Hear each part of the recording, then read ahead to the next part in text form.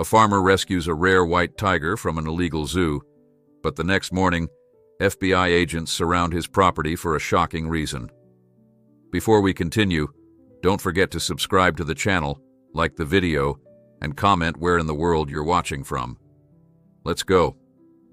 The morning dew clung to Jack Miller's worn boots as he trudged through the eastern field of his family farm. At 52, his body had begun to protest the decades of physical labor, but the pain in his lower back was just another companion on his daily rounds. 20 years ago, he'd left a promising career as a wildlife veterinarian to take over his father's struggling property in rural Montana. The decision had cost him his marriage and much of his savings, but the 300 acres of rolling hills and dense forest had been in the Miller family for 4 generations. Some responsibilities, Jack believed, transcended personal desires.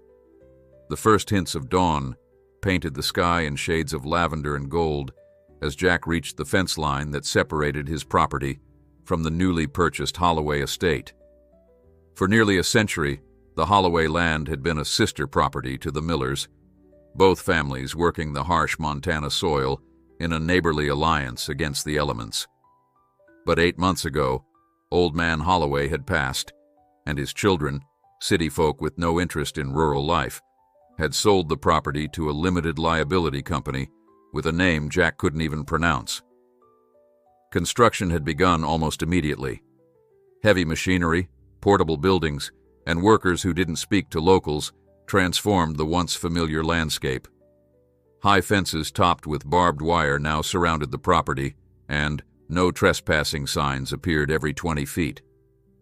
The official story was that a wealthy tech entrepreneur from California was building a private retreat. But in a town as small as Riverbrook, secrets had a way of slipping through cracks. Jack's border collie, Scout, trotted ahead, her nose to the ground and tail high. She stopped suddenly at the fence line, hackles rising as a low growl rumbled in her chest. "What is it, girl?" Jack asked, his hand instinctively reaching for the aging shotgun he carried during his morning rounds, more for snakes and coyotes than any human threat. Scout's growl deepened, her attention fixed on something beyond the fence.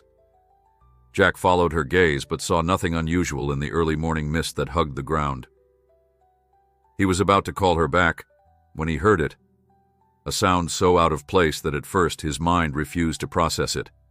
A roar, deep, guttural, and unmistakably feline. Not the yowl of a mountain lion, which Jack had heard plenty of times over the years.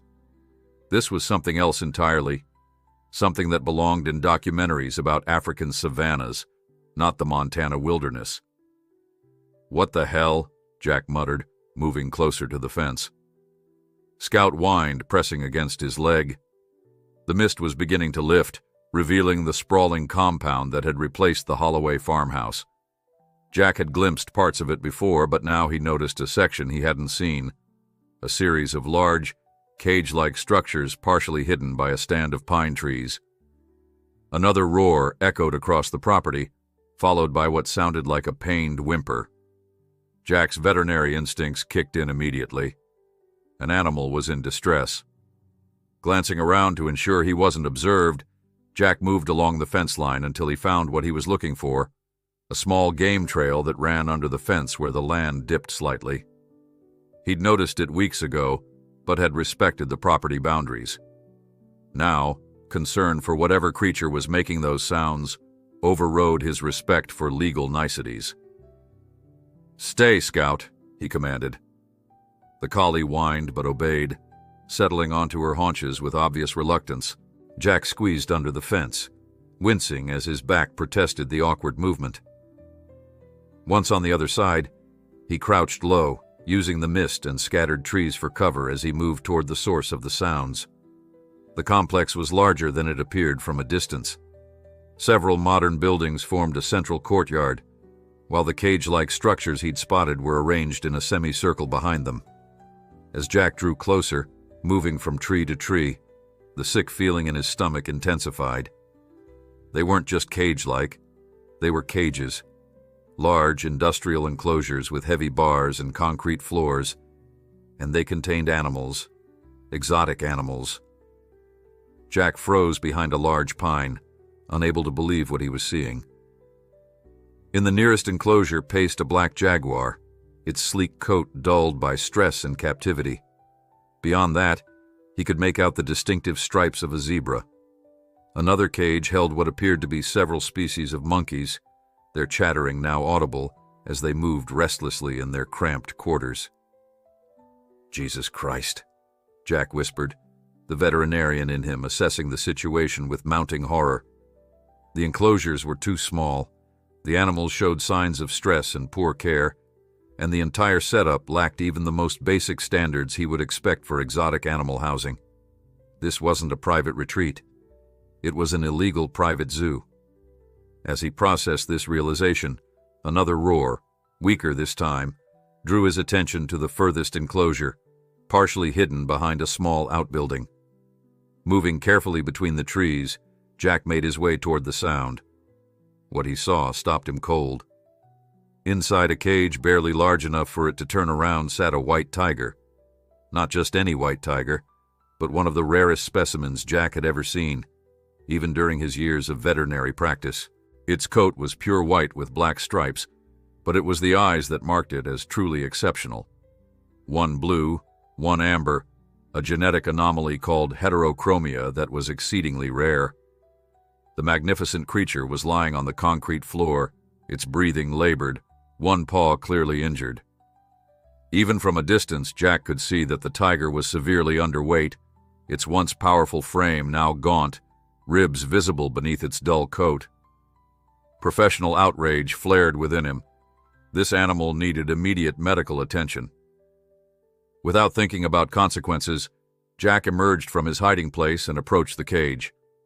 The tiger's mismatched eyes tracked him, but it made no aggressive move, too weak to perceive him as a threat.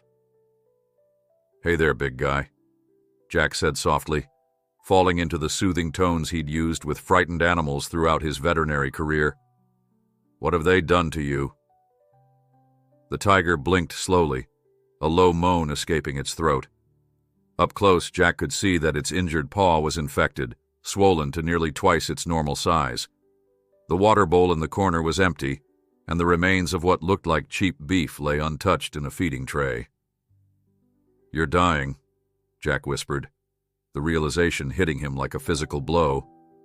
Without proper care, this magnificent creature would be dead within days, perhaps hours.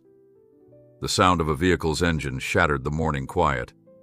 Jack ducked behind the outbuilding as a black SUV rolled up the main driveway toward the central complex. The tiger stirred at the noise, a weak growl rumbling in its chest. Jack knew he should leave, should report what he'd seen to the proper authorities. But bureaucracy moved slowly, and this tiger didn't have time. The infection was severe, probably septic by now. By the time any official response was mobilized, it would be too late.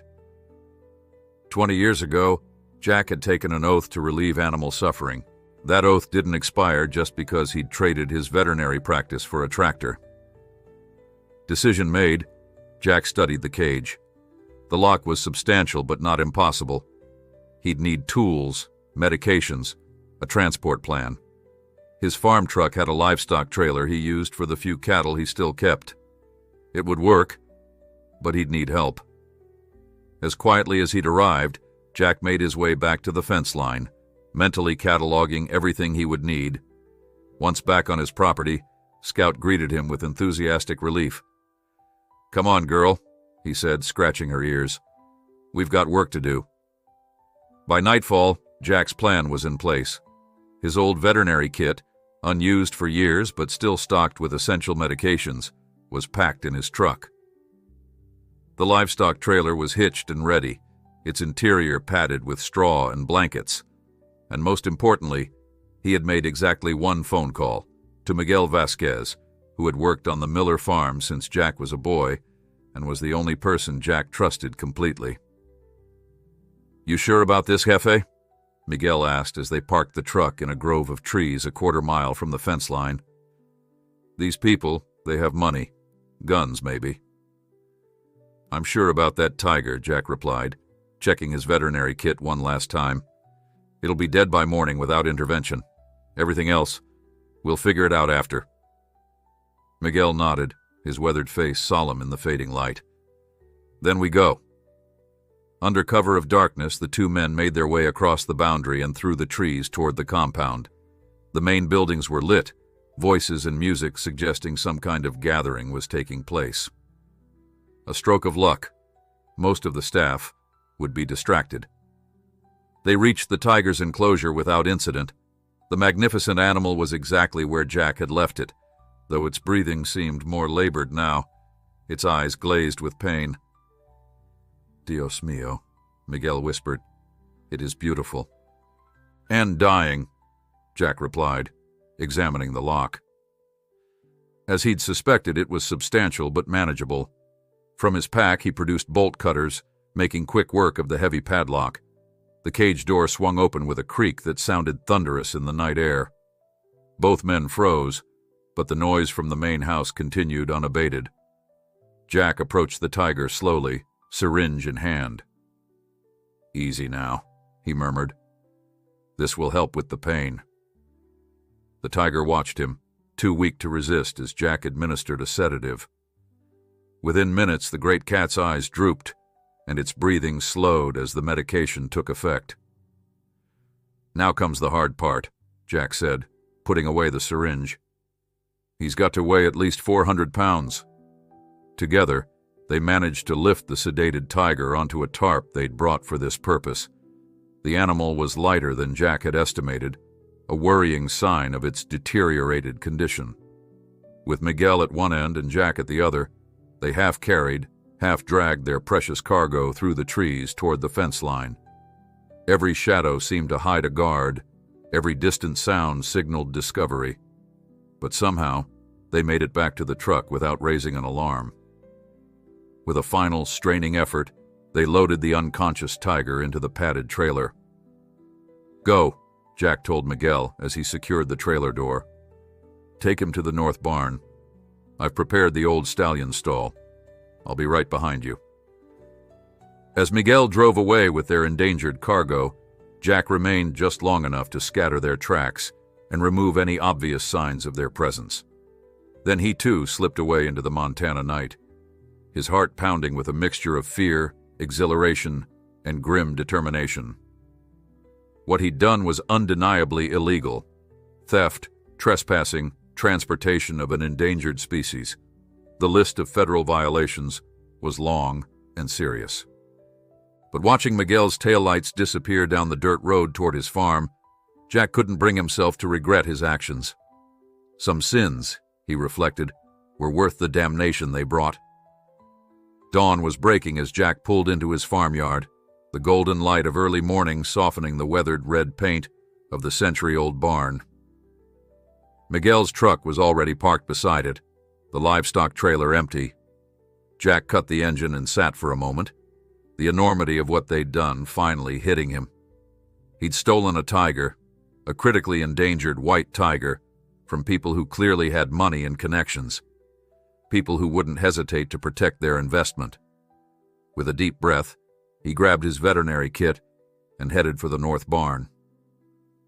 The building had once housed his father's prized quarter horses, but as the farm's fortunes had declined, the stalls had emptied one by one.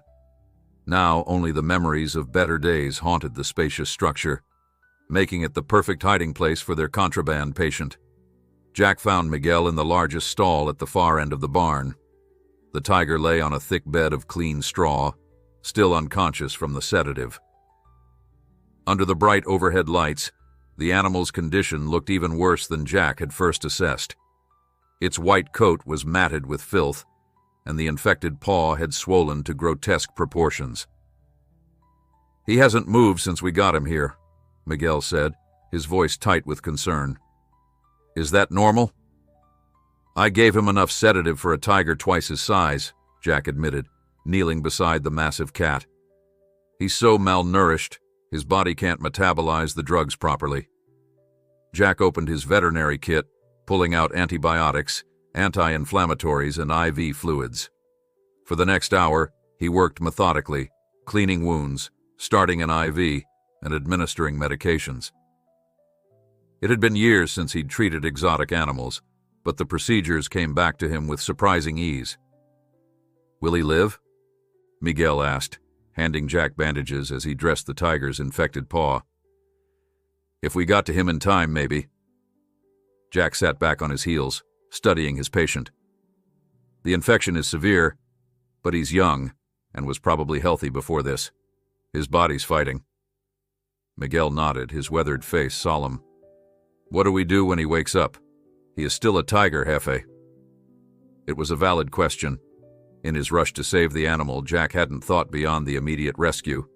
The stall was sturdy, but not designed to contain a 400-pound apex predator. "We'll reinforce the stall today," Jack decided. "Add a secondary door as a safety measure. He's too weak to be much trouble now, but if he recovers—" He let the sentence hang unfinished. "When," Miguel corrected. "When he recovers."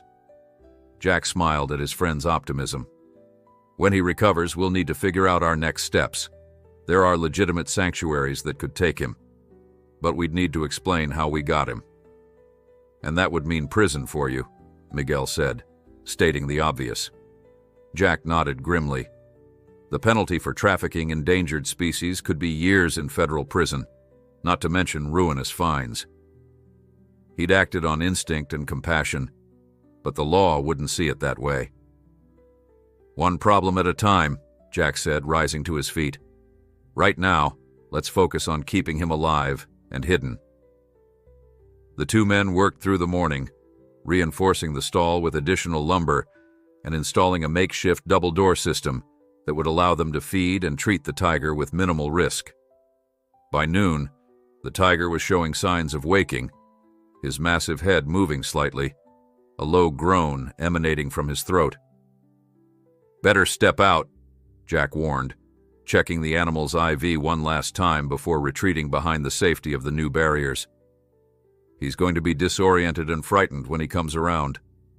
They watched from behind the reinforced door as the tiger slowly regained consciousness. First came the twitching of ears, then the flick of his tail. Finally, the mismatched eyes, one blue, one amber, opened, blinking in confusion at the unfamiliar surroundings. "Easy, big guy," Jack said softly, his voice soothing. "You're safe now." The tiger's head swung toward the sound, eyes focusing on the humans with a mixture of wariness and exhaustion. He attempted to rise but collapsed back onto the straw, too weak to stand. "That's actually good," Jack murmured to Miguel. "He doesn't have the strength to challenge the enclosure yet. Gives us time to fine-tune things." Miguel nodded, but his attention was drawn to the farmyard beyond the barn's open door. "Jefe," he said, his voice tense. "We have visitors." Jack turned to see a black pickup truck pulling into his yard, the familiar logo of the Riverbrook Sheriff's Department on its door. Sheriff Dave Lawson, a man Jack had known since high school, stepped out of the vehicle, adjusting his hat against the midday sun. "Stay here," Jack instructed Miguel. "Keep an eye on our friend. I'll handle this." Heart hammering in his chest, Jack exited the barn, pulling the door mostly closed behind him. He forced a casual smile as he approached the sheriff. "Dave," he called, "what brings you out this way?" Sheriff Lawson was a large man with a perpetually sunburned face and shrewd eyes that missed little. Those eyes now studied Jack with unusual intensity. "Just making the rounds," he replied, but his tone suggested otherwise. "Heard anything unusual last night, Jack? Any strange vehicles or trespassers?" Jack kept his expression neutral, even as alarm bells rang in his head.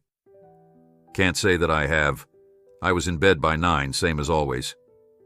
The sheriff nodded slowly, his gaze drifting toward the north barn. "Thing is, we got a report of a theft from the new place next door. The Holloway property." He paused, watching Jack's reaction. "Apparently someone broke in and stole something valuable." "That's so," Jack managed, his mouth suddenly dry. "What kind of valuable thing gets kept at a construction site?" Sheriff Lawson's eyes narrowed slightly. Funny you should ask. The new owner, Mr. Zhou, he's been pretty vague about exactly what was taken. Just insisted it was private property and demanded we investigate. Jack shrugged, trying to appear unconcerned. Well, I can't help you there, Dave. Like I said, quiet night on my end. The sheriff studied him for a long moment, then sighed. Look, Jack, we've known each other a long time. I know things have been tough since Sarah left and the farm started struggling. If you're mixed up in something, now's the time to come clean. Indignation flared in Jack, providing cover for his guilt. Mixed up in something? What exactly are you implying, Dave? The sheriff held up his hands placatingly. I'm not implying anything, just doing my job, asking questions. He glanced again at the barn. Mind if I take a look around? Jack's heart nearly stopped. You got a warrant? Do I need one? Lawson countered, his friendly demeanor slipping slightly. For my land? My private property? Jack crossed his arms. Yeah, you do. Something shifted in the sheriff's eyes. Surprise, perhaps, or suspicion. In 20 years, Jack had never refused him access to the farm. They both knew it was out of character. All right, then, Lawson said after a tense moment. I'll be on my way. But Jack, whatever's going on, be careful. This Joe character, he's not the type you want to cross. Got city lawyers on speed dial and friends in high places. Jack nodded, keeping his face impassive. I appreciate the concern, Dave. But like I said, all quiet here. The sheriff returned to his vehicle, casting one last lingering look at the north barn before driving away. Only when the dust from his departure had settled did Jack allow his shoulders to slump with relief. Miguel emerged from the barn, his expression grave. He suspects something. Yeah, Jack agreed. But suspicion isn't proof, and he can't get a warrant based on a hunch. He ran a hand through his graying hair. Still, we need to be more careful. They're already looking for the tiger. What do we do now? Jack considered their options. The tiger needed specialized care and a proper facility, neither of which he could provide long-term. But legitimate channels were closed to them now. Any attempt to surrender the tiger would lead directly to criminal charges. We keep him alive and hidden, Jack decided. And I reach out to some old contacts from my vet days. There are people who might help, no questions asked. Miguel nodded, but concern lined his weathered face. And if the sheriff comes back? With a warrant next time? Jack had no answer for that. Instead, he turned back toward the barn where their stolen patient lay. Let's check his IV. He'll need more antibiotics soon. As they re-entered the barn, the tiger lifted his massive head, those strange, mismatched eyes following their movements. Despite his weakened state, there was an undeniable majesty to the creature, a reminder of wildness and freedom that stirred something deep in Jack's soul. We did the right thing, he said softly, more to himself than to Miguel. Whatever comes next, we did the right thing. But as the day wore on and the tiger slowly stabilized, Jack couldn't shake the feeling that the sheriff's visit was just the beginning. Somewhere on the other side of his fence line, powerful people were looking for their missing property, and they wouldn't stop until they found it, or someone paid the price for taking it. 3 days passed in a blur of anxiety and exhaustion. Jack slept on a cot in the barn, waking every few hours to check on the tiger's condition. The animal, whom Jack had started calling Raja in his mind, though he knew the danger of naming something you couldn't keep, was responding to treatment. The swelling in his paw had decreased, and he'd begun accepting small amounts of the raw meat Jack provided. He ate all of it this morning, Miguel reported, entering the barn with a fresh bucket of water. And he's drinking normally now. Jack nodded, relief washing over him. The fever's broken too. If we can keep him on this trajectory, he might just pull through. Miguel smiled, but it didn't reach his eyes. That is good news, Jefe. But have you seen this? He handed Jack a folded newspaper, the Riverbrook Weekly Chronicle, the town's only publication. The headline sent a chill down Jack's spine.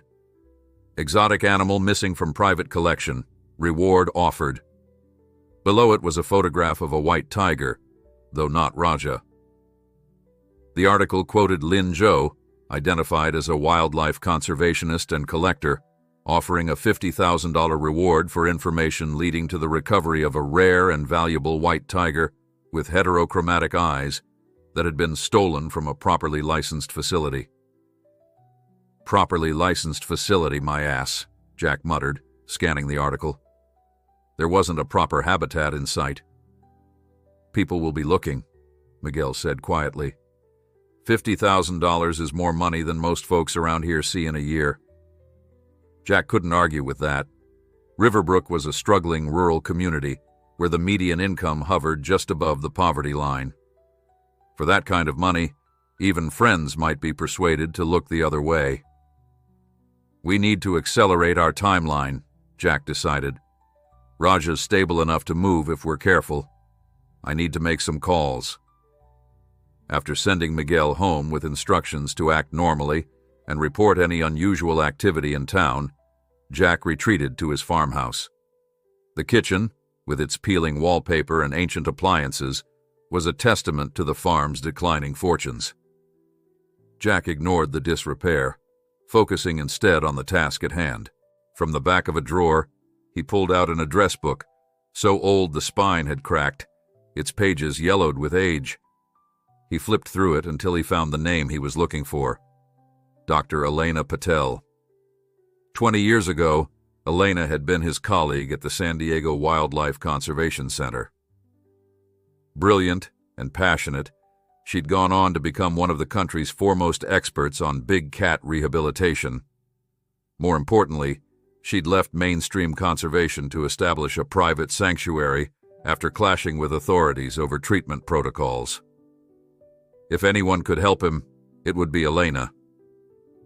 Jack stared at the phone number, hoping it was still valid after all these years. With a deep breath, he dialed. 3 rings, then 4. He was about to hang up when a familiar voice answered. This is Elena. Elena, it's Jack. Jack Miller. A pause. Jack Miller from San Diego? The one who abandoned a promising career to play farmer? Despite everything, Jack smiled. Elena had never been one to mince words. That's the one. Must be serious if you're calling after, 15 years? 20, Jack corrected. And yes, it's serious. I need your help, Elena. Off the books. Another pause, longer this time. I'm listening. Jack explained the situation, finding the illegal zoo, Raja's condition, the rescue, and now the public search. He left nothing out, knowing Elena would need all the facts to make a decision. When he finished, the line was silent for so long he thought they'd been disconnected. Elena? I'm thinking, she replied. What you did was incredibly stupid, Jack. Brave, but stupid. I know. Joe is bad news. His collection has been on the conservation community's radar for years, but he's politically connected. No one can touch him. Jack's heart sank. So you won't help? I didn't say that, Elena sighed. I've got a transport team that could reach you in 2 days. We can move the tiger to my sanctuary in Utah. But, Jack, you need to understand. If this goes wrong, we're all looking at federal charges. My entire sanctuary could be shut down. I understand, Jack said solemnly. And I wouldn't ask if there was any other way. 2 days, Elena repeated. Keep him stable and hidden until then. And Jack, don't call me again. I'll contact you with details through a secure channel. The line went dead. Jack stared at the phone, equal parts relieved and terrified. Help was coming, but 2 days was a long time when every local farmer and ranch hand was likely combing the countryside for signs of a missing tiger. He was about to return to the barn when a sharp knock at the door froze him in place. Through the kitchen window, he spotted another sheriff's department vehicle, but not Dave Lawson's familiar truck. This was a newer model SUV, and standing on his porch was a woman he'd never seen before. With no choice but to answer, Jack opened the door. "Can I help you?" The woman was in her early 40s, trim and professional in her tan uniform. "Mr. Miller, I'm Deputy Sheriff Monica Garcia. I'd like to ask you a few questions about a missing animal that was reported in the area." Her direct approach caught Jack off guard. Lawson had at least danced around the subject. "I heard about that. Read it in the Chronicle. Bizarre situation." Deputy Garcia's eyes, dark and intelligent, studied him carefully. "Yes, bizarre indeed. Especially since the animal was apparently stolen the same night you and your employee, Miguel Vasquez, were seen driving your livestock trailer after dark." Jack's blood ran cold. "Who says we were driving anywhere that night?" "Earl Simmons was coming back from the Dry Creek Tavern. Says he passed your truck and trailer on Route 16 around midnight. Found it strange enough to mention when he heard about the theft." Cursing inwardly, Jack forced a casual shrug. "Miguel and I went to help Tom Bradshaw with a breech berth in one of his heifers. Emergency situation. You can check with Tom if you don't believe me." The deputy made a note in her small notebook. "I'll do that. Would you mind if I took a look around your property, Mr. Miller? Just routine." "Actually, I would mind," Jack replied, channeling the same indignation he'd shown Lawson. "Sheriff Lawson was already out here asking the same questions. I told him what I'm telling you. I don't know anything about a stolen tiger. Now, unless you have a warrant, I've got work to do." Deputy Garcia's expression hardened slightly. "No one mentioned it was a tiger, Mr. Miller. The Chronicle only reported a missing exotic animal." Jack's stomach dropped. A rookie mistake. "It's all over town what went missing," he recovered. "Everyone's talking about it." The deputy held his gaze for a long moment before nodding slowly. "Very well. I'll be on my way then. But Mr. Miller, we'll be watching your property. Sheriff Lawson may have a soft spot for old friends, but I go where the evidence leads." As she walked back to her vehicle, Jack closed the door and leaned against it, heart pounding. The slip had been costly. Deputy Garcia wasn't going to let this go, and now they had a witness placing his truck and trailer on the road the night of the theft. He needed to warn Miguel, and they needed to prepare for the possibility that law enforcement would return with a warrant. But first, he had to check on Raja. Hurrying to the barn, Jack found the tiger awake and alert, those mismatched eyes tracking him as he entered the reinforced stall area. For the first time since the rescue, Raja was sitting upright, his posture still weak, but markedly improved. "Hey there, big guy," Jack said softly. "Looks like you're feeling a bit better." As if in response, the tiger made a low chuffing sound. Not quite a purr, but not aggressive either. Recognition, perhaps, or at least tolerance. Jack conducted a quick examination, pleased with the continued improvement in the infected paw. The wound was draining properly now, and the tiger had allowed him to change the bandage without sedation that morning, a risky procedure that had nonetheless gone smoothly.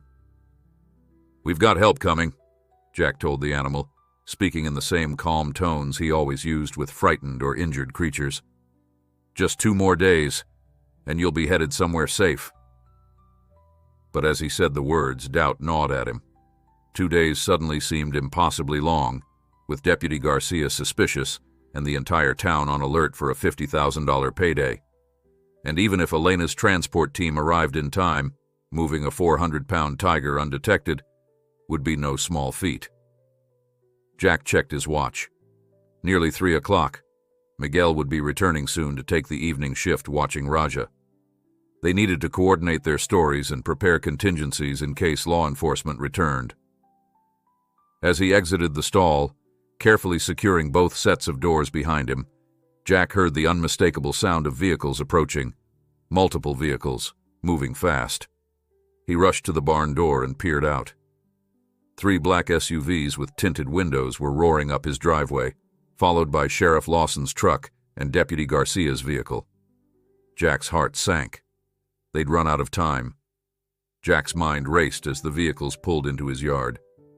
There was no time to move Raja, and hiding a full-grown tiger wasn't exactly like stuffing contraband into a closet. His only option was to face whatever was coming head-on and hope for a miracle. He stepped out of the barn, pulling the door firmly shut behind him. Sheriff Lawson was the first to emerge, his expression grave as he approached. From the other vehicles came Deputy Garcia and several men in suits, two who looked like federal agents and one Asian man in an expensive charcoal suit who could only be Lin Zhou. "Jack," Sheriff Lawson began, his tone formal, "we have a warrant to search these premises for stolen property belonging to Mr. Zhou." He handed over an official document, which Jack took with numb fingers. "Dave, this is ridiculous," Jack protested, scanning the warrant quickly. It was legitimate, signed by Judge Hanson, authorizing a complete search of all structures on his property. "Maybe so," the sheriff replied, not meeting Jack's eyes. "But we've got a witness placing your vehicle in the area that night, and you've been acting strange. Protocol says we have to follow up." Joe stepped forward, his movements precise and controlled. He was shorter than Jack had expected, with sleek black hair and designer glasses that couldn't quite hide the coldness in his eyes. "Mr. Miller," he said, his accent slight but refined, "this would be much simpler if you just returned my property now. No charges filed, no further trouble." Jack crossed his arms. "I don't have any of your property, Mr. Zhou, but feel free to look around if it'll satisfy you." Joe's lips thinned slightly. "Very well. Agent Perkins?" One of the suited men nodded, signaling to the others. They moved with practiced efficiency, spreading out to cover the property systematically. Two headed for the main house, one toward the equipment shed, and Deputy Garcia, along with another agent, started walking directly toward the north barn. Jack's heart hammered against his ribs. Inside that barn was federal crime evidence number 1. A critically endangered white tiger transported across property lines without permits or authorization. Discovery meant the end of everything: his freedom, his farm, and quite possibly Raja's life if Joe regained custody. "I'll accompany Deputy Garcia," Jack said quickly, moving to intercept her. "That barn hasn't been properly maintained in years. There are structural concerns." Garcia gave him a skeptical look, but didn't object as he fell into step beside her. Sheriff Lawson remained with Joe, engaged in what appeared to be tense conversation. "You seem particularly concerned about this barn, Mr. Miller," Garcia observed as they approached the weathered structure. "Just don't want anyone getting hurt on my property," Jack replied, fighting to keep his voice casual. "Insurance nightmare." Inside his pocket, his hand closed around the small syringe he'd grabbed before leaving the barn earlier, a powerful sedative, his last-ditch emergency plan if they got too close to Raja. He hated the idea of further stressing the recovering tiger, but discovery would be far worse. The agent accompanying them, a tall man with a military bearing, reached for the barn door. "Stand aside, please." Jack complied, his mind frantically calculating. The barn was large, with a dozen stalls, tack rooms, and storage areas. Raja was in the farthest stall, at the end of the center aisle. If he could somehow direct their search away from that area. The door swung open, revealing the dimly lit interior. Dust motes danced in the shafts of sunlight that penetrated the high windows. The agent entered first, followed by Garcia, with Jack bringing up the rear. "What exactly are we looking for?" Jack asked, playing dumb. "Mr. Zhou wasn't very specific about his missing property." "I think you know," Garcia replied without turning around. She gestured to the right. "Stevens, take that side, I'll check these stalls." As they moved deeper into the barn, Jack's anxiety mounted. They were methodically checking every possible hiding place, and there were only so many stalls to go through before they reached Raja. A loud engine sound from outside provided momentary distraction. Through the open barn door, Jack could see Miguel's truck pulling into the yard. His friend had arrived for his shift, unaware of the search in progress. Jack watched as Sheriff Lawson intercepted Miguel, presumably explaining the situation. "Mr. Miller?" Garcia's voice snapped his attention back to the immediate danger. "What's down at the end there?" She was pointing directly at the reinforced stall where Raja was being kept. "Just more empty stalls," Jack replied too quickly. "Nothing's been kept down there for years." Garcia's eyes narrowed at his tone. "Then you won't mind if we check." She started toward the far end of the barn, Agent Stevens following close behind. Jack trailed after them, heart in his throat, the syringe now palmed in his right hand. If they opened that stall, he'd have seconds to make a decision that would impact the rest of his life. As they approached the final stalls, Jack braced himself for the inevitable. Even if Raja remained quiet, the reinforced doors and obvious modifications would raise immediate questions. The moment of discovery was at hand.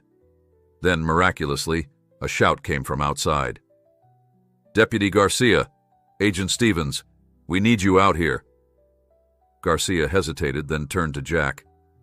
"Don't move from this spot." She and Stevens hurried back down the aisle toward the barn entrance. Jack remained frozen, hardly daring to breathe, as they disappeared from view. After ensuring they were truly gone, he rushed to Raja's stall to check on the tiger. The magnificent animal was awake and alert, those mismatched eyes watching Jack with what almost seemed like understanding. There was no way to know if Raja would have remained quiet during the search, or if the presence of strangers would have triggered a revealing growl or roar. Some divine intervention had prevented that test, but what had drawn the searchers away? Jack slipped the syringe back into his pocket and hurried toward the barn entrance, peering out cautiously. The scene in his farmyard had transformed. A black government helicopter had landed in the adjacent field, and from it had emerged two individuals in formal attire, now engaged in what appeared to be a heated discussion with Joe and the federal agents. Sheriff Lawson stood to the side, looking increasingly uncomfortable. Miguel had retreated to his truck, watching with visible concern. Jack stepped out of the barn, and Deputy Garcia immediately motioned for him to stay back. However, one of the newcomers, a woman with silver-streaked dark hair pulled into a severe bun, spotted him and broke away from the group. "Jack Miller?" she asked, approaching with purposeful strides. "Yes," Jack replied warily. "And you are?" She produced a badge and identification. "Special Agent Catherine Reeves, U.S. Fish and Wildlife Service, Division of International Affairs. I need to speak with you privately." Before Jack could respond, Joe's voice cut through the yard. "This is outrageous. I have a valid search warrant for stolen property." The other newcomer, a man in a charcoal suit who exuded authority, responded calmly but firmly. "Mr. Joe, that warrant has been temporarily suspended pending a federal investigation into your wildlife permits and acquisition methods. As I was explaining, we have reason to believe your entire collection may be in violation of CITES regulations and the Endangered Species Act." Joe's face contorted with barely controlled rage. "I have friends in Washington who will hear about this interference." "I'm sure they will," the man replied, unimpressed. "In the meantime, I suggest you comply with the suspension order. Unless you'd prefer we expand our investigation to include your other business ventures?"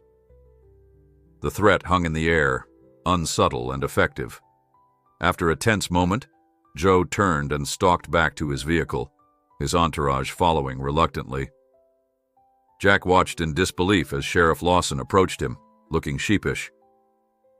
"Appears we'll have to postpone our search, Jack. Federal jurisdiction and all that." He lowered his voice. "Whatever you're mixed up in, it's way above my pay grade now." As the local law enforcement and Joe's people departed, Jack found himself alone with the federal agents. Miguel remained in his truck, clearly waiting for some signal that it was safe to approach. Special Agent Reeves gestured toward Jack's house. "Now, Mr. Miller, that private conversation?" Numbly, Jack led her to his kitchen, mind spinning with questions. How had the Fish and Wildlife Service gotten involved? What did they know? And most importantly, was this development going to help him or simply replace one form of trouble with another? As they settled at his worn kitchen table, Reeves fixed him with a penetrating stare. "Mr. Miller, I'm going to be direct. We know you have the tiger." Jack's blood ran cold. "I don't know what you're—" She held up a hand, stopping his denial. "Please don't insult either of us. We've been investigating Lin Zhou for months. His so-called conservation efforts are a front for one of the largest illegal exotic animal trading operations in North America." She paused, studying his reaction. "What I need to know now, Mr. Miller, is the condition of the tiger and what exactly you plan to do with it." Jack stared at her, weighing his options. The truth could still land him in federal prison, but lies at this point seemed both futile and potentially more damaging. With a deep breath, he made his choice. "His name is Raja, and I think you'd better come see him for yourself." The barn felt different now that Jack's secret was exposed, less like a hiding place and more like a makeshift hospital, as he led Agent Reeves down the center aisle toward Raja's stall. Miguel had joined them, silent but watchful, his weathered face betraying nothing of his thoughts. "I had to reinforce the enclosure," Jack explained, gesturing to the double-door system and additional lumber. "It's not ideal, but it's secure." Agent Reeves nodded, assessing the setup with professional interest. "You have experience with big cats?" "I was a wildlife veterinarian for 12 years before taking over this farm. Specialized in large mammals, including big cats." Understanding dawned in Reeves's eyes. "That explains a few things." They reached the reinforced stall, and Jack carefully opened the outer door, revealing Raja lying on his bed of clean straw. The tiger's head came up immediately, those striking mismatched eyes focusing on the newcomer with wary intelligence. Reeves drew in a sharp breath. "Heterochromia iridum," she murmured. "One blue, one amber. Exceedingly rare in tigers, particularly white tigers." "That's why Joe wants him back so badly," Jack said. "Raja is practically priceless on the black market." "Raja?" Jack shrugged, embarrassed. Had to call him something. Reeves moved closer to the inner barrier, studying the tiger with expert eyes. "The condition of that front paw, injury or infection?" "Both," Jack replied. "It was badly infected when I found him. He's been on a heavy course of antibiotics for 3 days now. The swelling's down by half, and he's starting to use it again." "You've been treating him without assistance?" "Miguel's been helping," Jack acknowledged with a nod toward his friend. "And I reached out to a former colleague with sanctuary experience. She's sending a transport team that should arrive tomorrow." Reeves turned to face him, her expression unreadable. "Dr. Elena Patel, I presume?" Jack couldn't hide his surprise. "How did you—" "We've been monitoring communications related to Joe and his operation for months," she explained. "When Dr. Patel suddenly started arranging an emergency transport for an unnamed large cat, it caught our attention. The timing coincided perfectly with the theft of Joe's tiger." Jack felt a chill. "Is Elena in trouble?" "That depends on several factors," Reeves replied, turning back to observe Raja.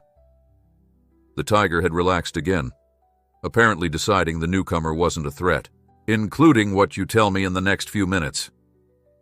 Jack exchanged a glance with Miguel, who gave a slight nod of encouragement. With a deep breath, Jack began his story, finding the illegal zoo on the neighboring property, witnessing Raja's deteriorating condition, and making the split-second decision to rescue the dying animal. "I knew it was illegal," he concluded, "but he wouldn't have survived another day in that condition. The infection was going septic, and he wasn't getting proper care."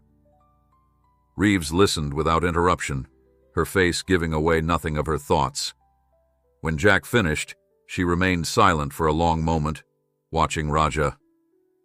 "The law is clear on this, Mr. Miller," she finally said. "Regardless of your intentions, you committed multiple federal offenses: theft of an endangered species, transportation without proper permits, and possession of a protected animal without authorization." Jack's heart sank. I understand that. However, she continued, the situation is complicated by several factors. Our investigation into Joe's operation has been ongoing for nearly a year. We've documented numerous violations of international wildlife treaties and domestic laws, but he's been remarkably skilled at covering his tracks and insulating himself through layers of shell companies and foreign entities. She turned to face Jack directly. Your actions, while illegal, have inadvertently provided us with something we've been lacking: direct evidence of animal cruelty and improper care that we can definitively link to Joe. So I'm not going to prison? Jack asked cautiously. I didn't say that, Reeves replied. But I'm authorized to offer you a deal: conditional immunity in exchange for your complete cooperation with our investigation. What kind of cooperation? First, testimony about what you witnessed on Joe's property. Second, documentation of the tiger's condition when you found him and the treatment you've provided. Third, and this is non-negotiable, Raja comes into federal custody immediately. Jack stiffened. To be sent where? Back to Joe once the dust settles? Reeves's expression hardened.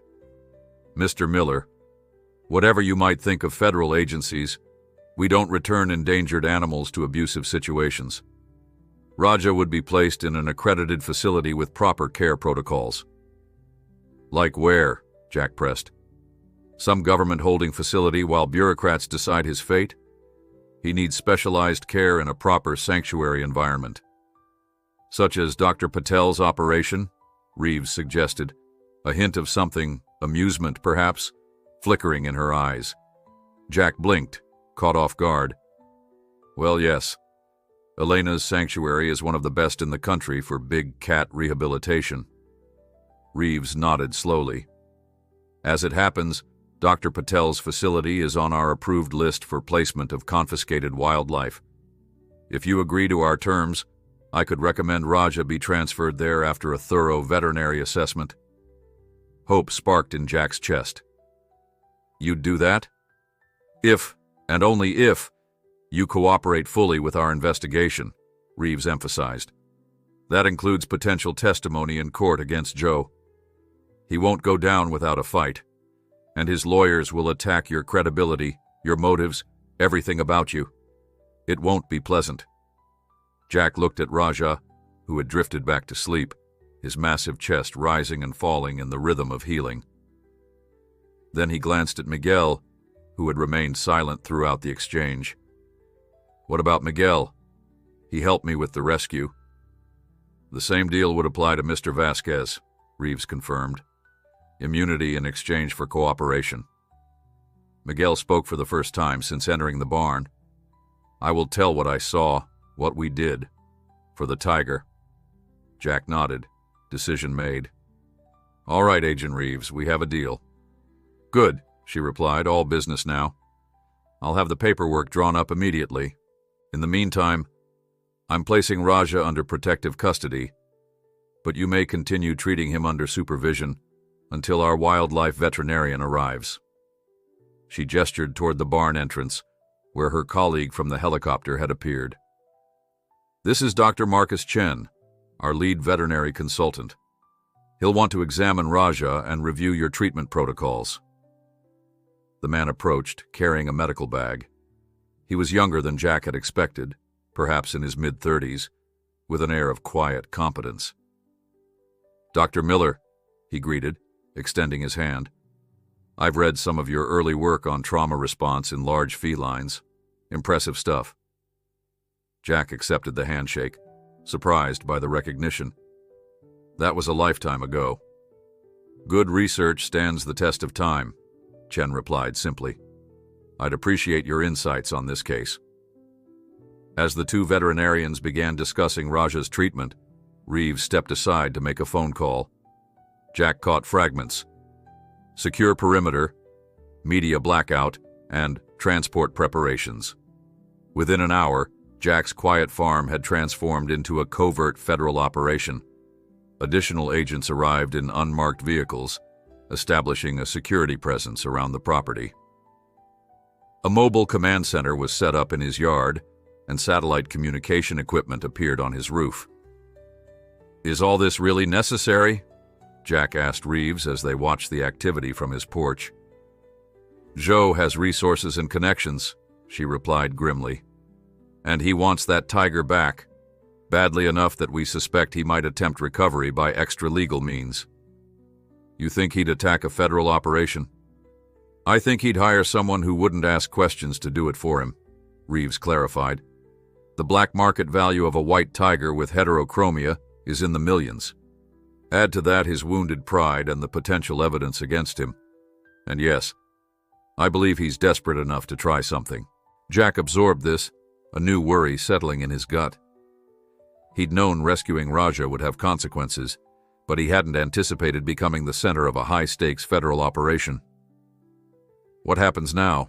he asked. Reeves checked her watch.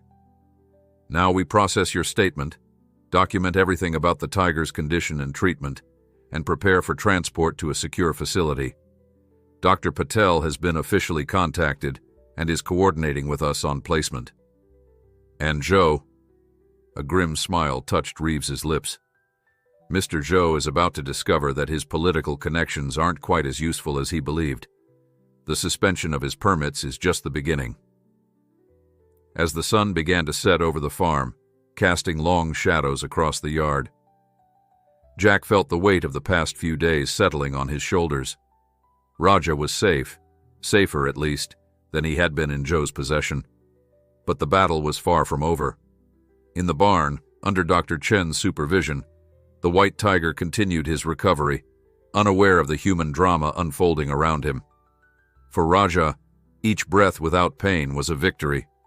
For Jack, each hour without arrest was borrowed time, contingent on his value to a federal investigation that had suddenly, dramatically, become the center of his life. Dawn broke over a farm transformed.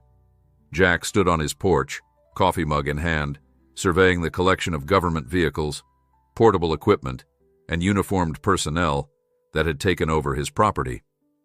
Federal agents patrolled the perimeter, communication specialists monitored equipment in the yard, and a medical team had established a treatment area in the barn for Raja's continued care.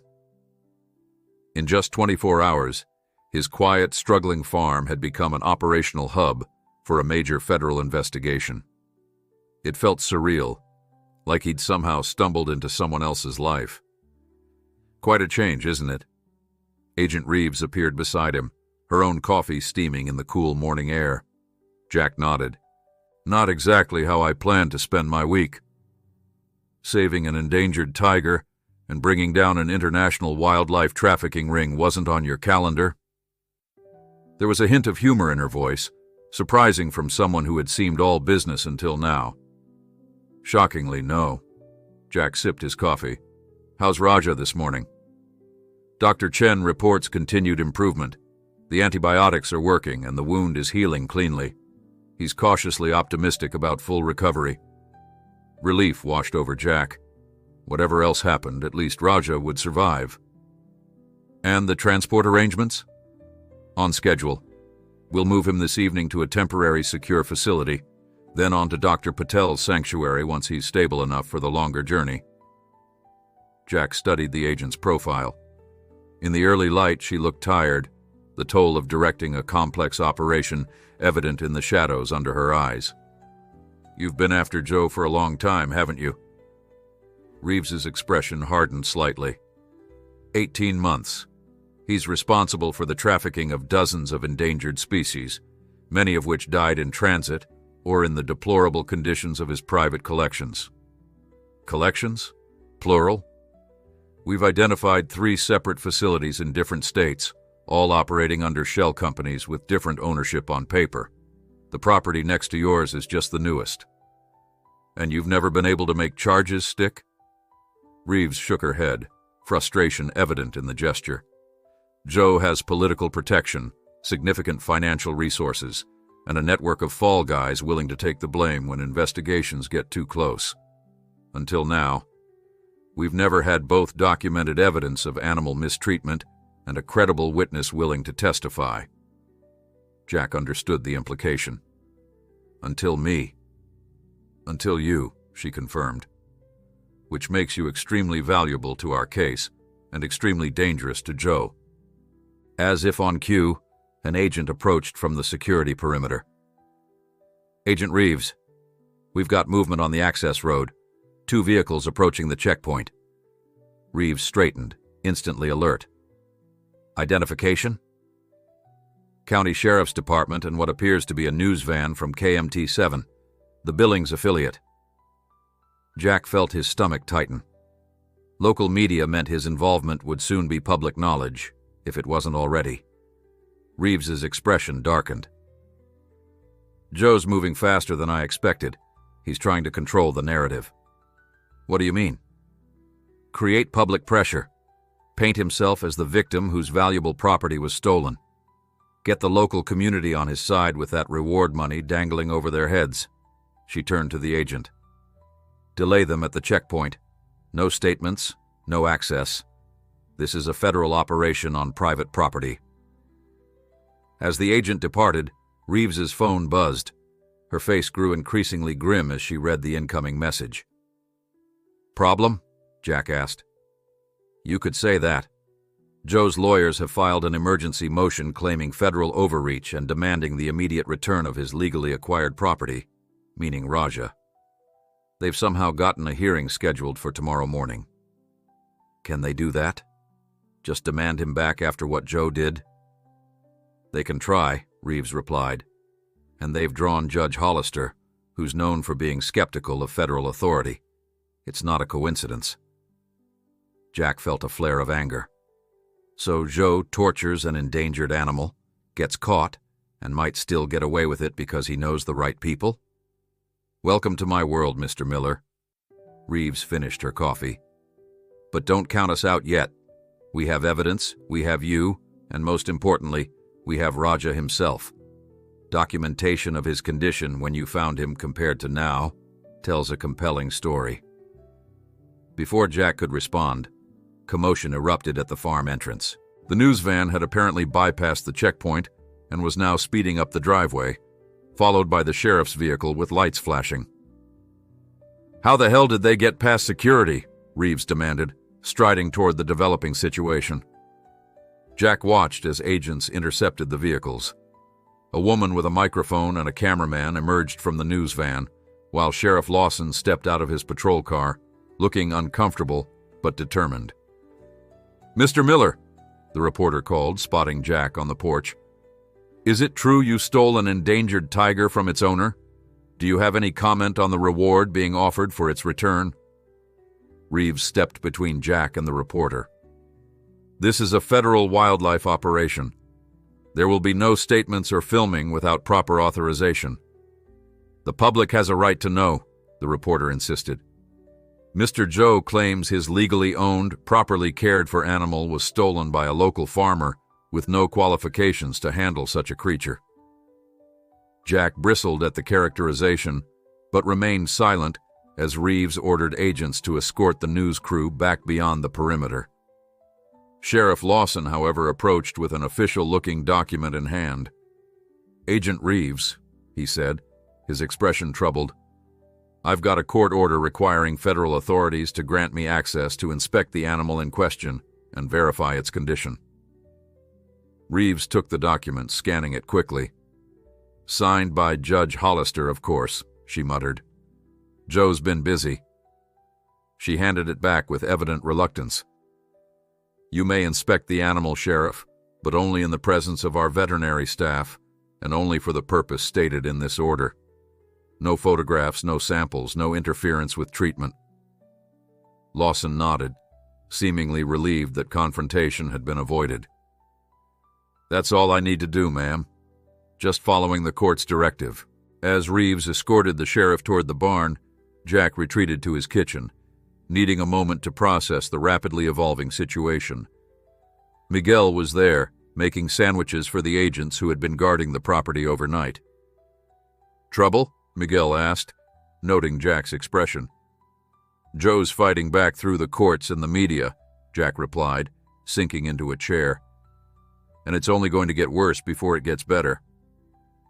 Miguel nodded solemnly, The rich man's justice moves faster than the poor man's truth.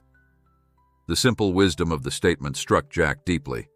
Joe, with his connections and resources, could mobilize lawyers, judges, and media almost instantly.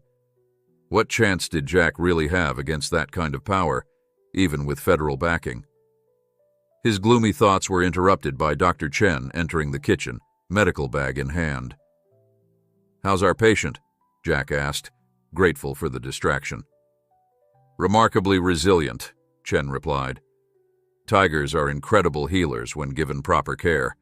His blood work shows improvement in the infection markers, and he's bearing weight on the injured paw now." "That's good news, at least."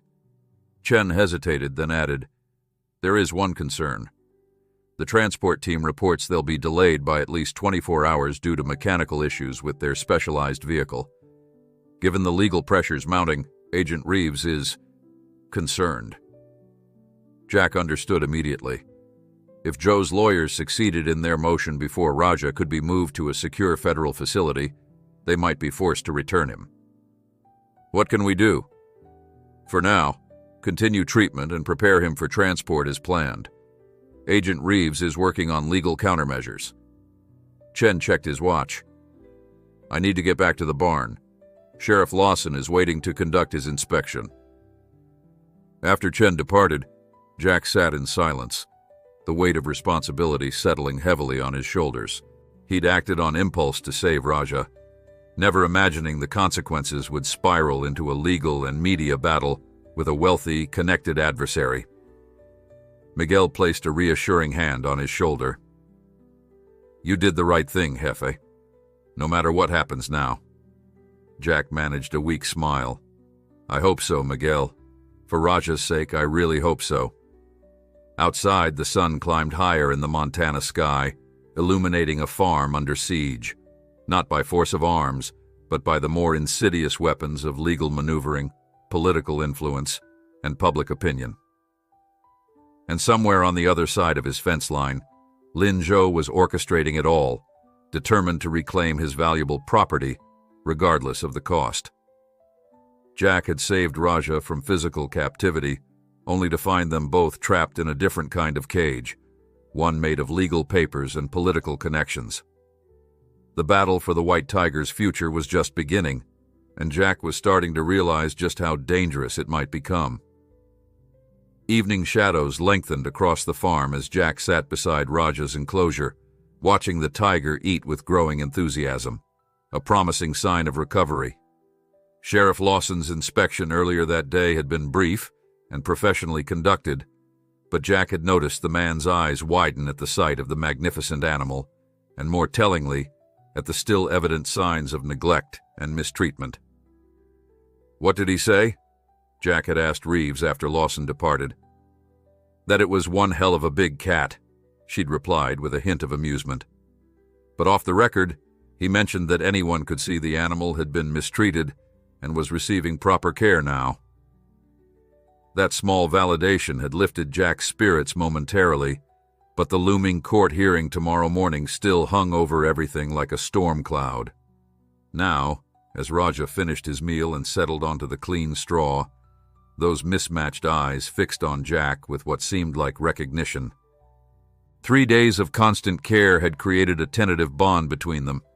Not trust exactly, but a wary acceptance that allowed Jack to approach the enclosure without triggering defensive responses. "You're looking better, big guy," Jack said softly. "A few more days and that paw will be good as new." Raja blinked slowly, a behavior Jack knew indicated relaxation in cats. It was striking how such a powerful predator could appear so vulnerable, so dependent on human compassion to survive the cruelties inflicted by human greed. The barn door opened, and Agent Reeves entered, accompanied by a tall, distinguished man in an expensive suit carrying a leather briefcase. "Mr. Miller," Reeves called, "this is Thomas Harrington, lead counsel for the Justice Department's Environmental Crimes Section. He'll be representing our side at tomorrow's hearing." Jack rose to greet the attorney, who offered a firm handshake and an assessing gaze. "Mr. Miller, I've reviewed your statement and the documentation of the tiger's condition. Very compelling material. Harrington's voice carried the polished cadence of someone accustomed to courtrooms. But I need to prepare you for what's coming. It won't be pleasant. I figured as much, Jack replied, gesturing to some bales of hay that had been arranged as makeshift seating. What should I expect? As they sat, Harrington opened his briefcase. Joe's legal team consists of 3 high-powered attorneys from a prestigious DC firm. They'll attack your credibility, question your motives, and attempt to portray you as an animal rights extremist who endangered a valuable, legally owned animal through improper handling. But that's ridiculous, Jack protested. I'm a trained veterinarian, and there was nothing legal about Joe's operation. I agree, Harrington said calmly. But in court, perception often trumps reality, especially in preliminary hearings. Joe has already submitted affidavits from 2 veterinarians claiming the tiger was under proper care before the theft and that any signs of neglect must have occurred while in your possession. Jack felt a surge of anger. That's an outright lie. The infection in his paw was at least a week old when I found him. We have Dr. Chen's assessment confirming that, Reeves interjected, along with dated photographs showing the progression of healing under your care. Harrington nodded. All valuable evidence. But be prepared for Judge Hollister to be skeptical. He has a history of ruling against federal wildlife regulations, viewing them as government overreach. So we could lose? Jack asked, the reality sinking in. It's a possibility we need to be prepared for, Harrington acknowledged. If that happens, we have appeals processes, but those take time. In the immediate term, we might be ordered to return the tiger to Joe. The thought made Jack physically ill. After all they'd done to save Raja, after the progress in his recovery, to send him back to that concrete cage and certain neglect was unthinkable. There has to be something else we can do, Jack insisted. Reeves and Harrington exchanged a look that Jack couldn't quite interpret. There may be, Reeves said carefully. We've been developing a parallel strategy, but it involves significant risk to the case and potentially to you personally. What kind of risk? Harrington took over, his tone measured. We have enough evidence to arrest Joe on multiple violations of the Endangered Species Act, but our superiors have been hesitant to move without ironclad documentation linking him directly to the trafficking operation.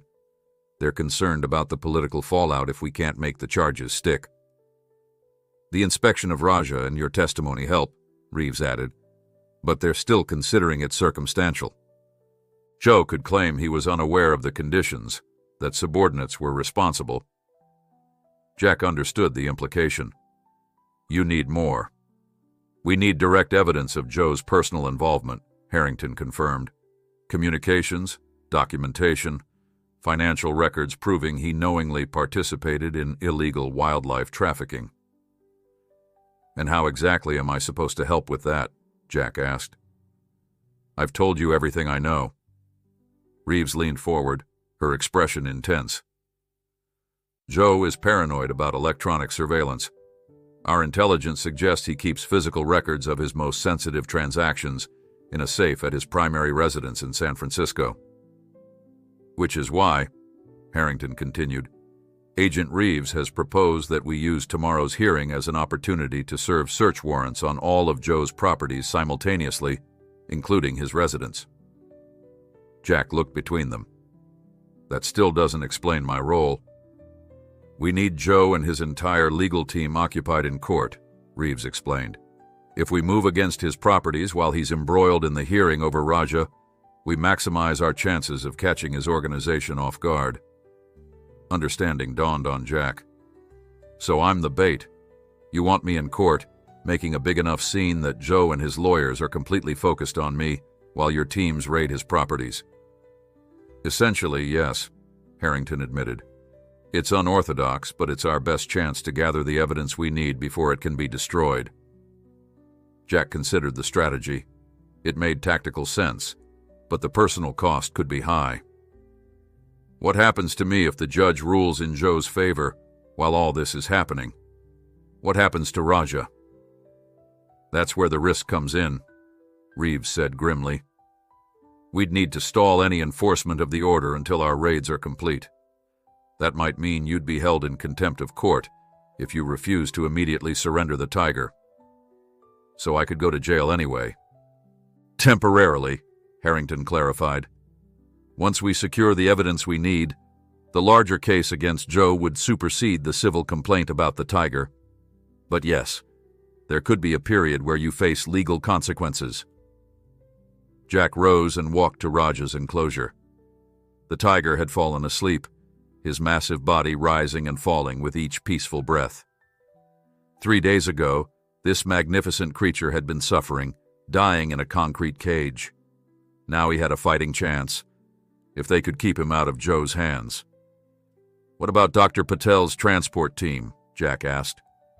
When exactly are they arriving? Tomorrow afternoon, barring further delays, Reeves replied. But that will be after the hearing. Jack weighed his options, such as they were. Risk contempt of court and possible jail time, or risk Raja being returned to Joe's custody. When framed that way, it wasn't really a choice at all. I'll do whatever it takes, he said finally.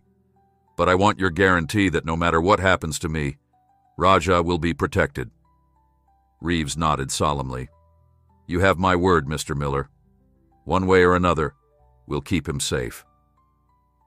As the attorney packed up his briefcase and reviewed the schedule for tomorrow's hearing, Jack felt a strange calm settle over him.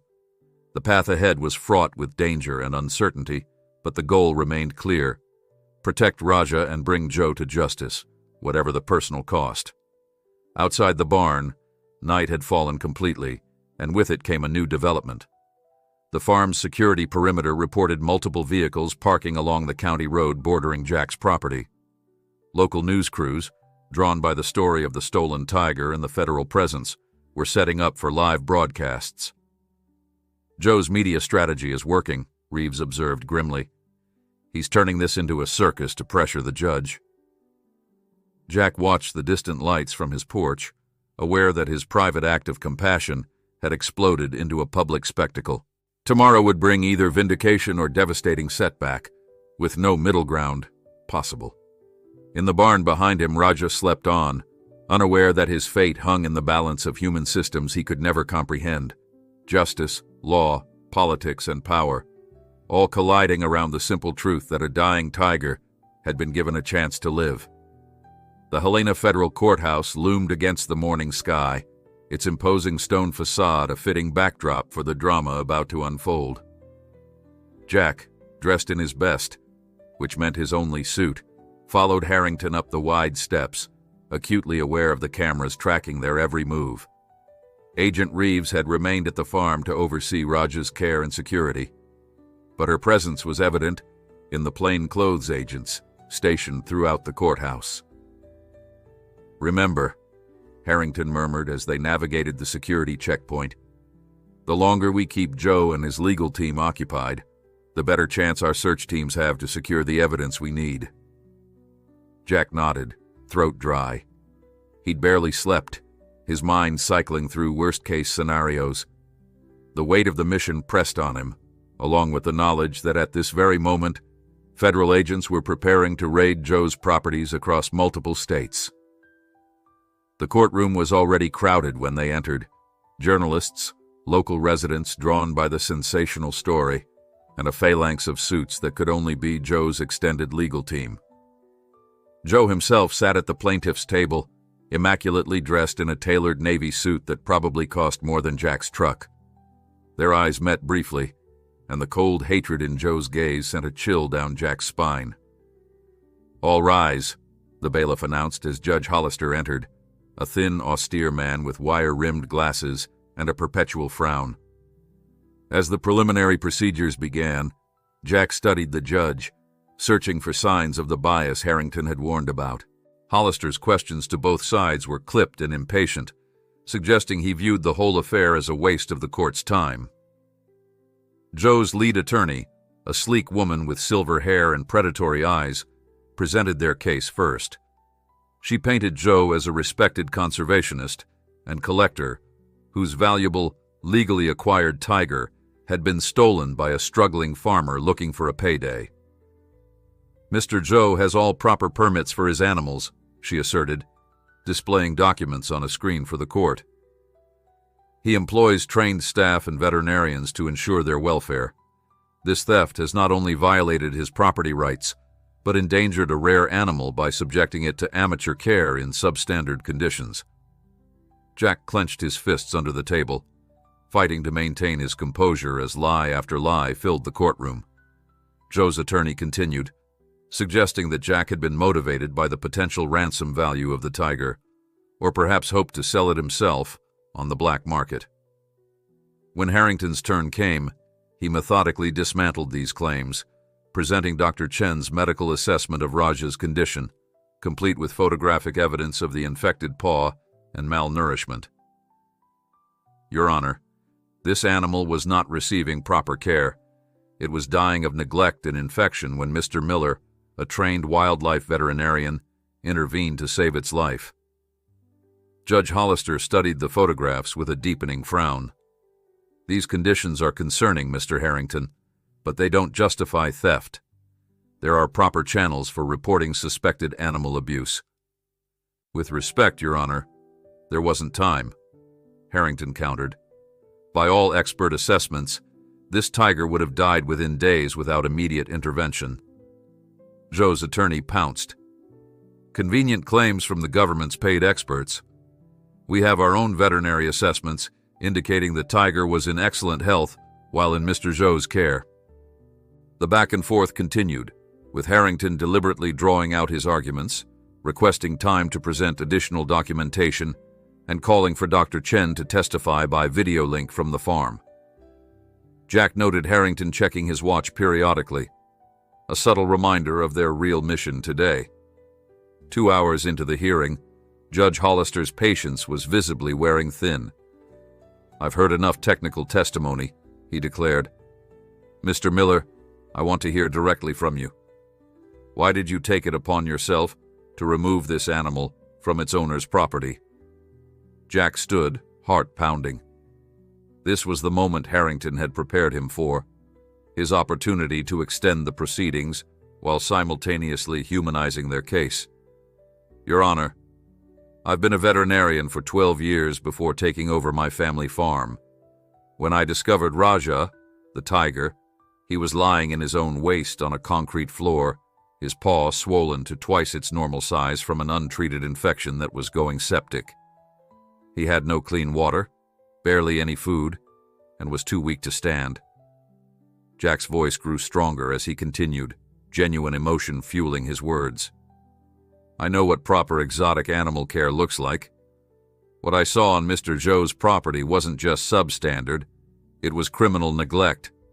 As a veterinarian, I took an oath to relieve animal suffering. I couldn't walk away knowing that magnificent creature would die within days." Zhou's attorney objected, claiming Jack was making unsubstantiated emotional appeals, but Hollister waved her off. "I want to hear his explanation," the judge insisted. Encouraged, Jack described finding the illegal zoo, Raja's condition, and the emergency care he'd provided. As he spoke, he noticed Hollister's stern expression softening almost imperceptibly. "I knew taking him was illegal," Jack concluded. "But sometimes the law and what's right aren't the same thing. I couldn't let him die when I had the ability to save him." Zhou slammed his hand on the table, his composure finally cracking. "This is absurd. He is a thief, trying to justify his crime with sentimentality about an animal that is my property." "Control your client, counselor," Hollister warned Zhou's attorney. "Outburst will not be tolerated in my courtroom." Zhou subsided, but the hatred in his eyes had intensified. Jack met his gaze unflinchingly, aware that the longer they kept Zhou's attention focused here, the better chance the federal agents had of finding what they needed. As if on cue, Harrington's phone buzzed softly. He glanced at it, then leaned over to whisper to Jack, "Search teams are in. They need another 30 minutes minimum." Jack nodded slightly, understanding his role. When Hollister asked if he had anything else to add, Jack seized the opportunity to extend the proceedings. Yes, Your Honor.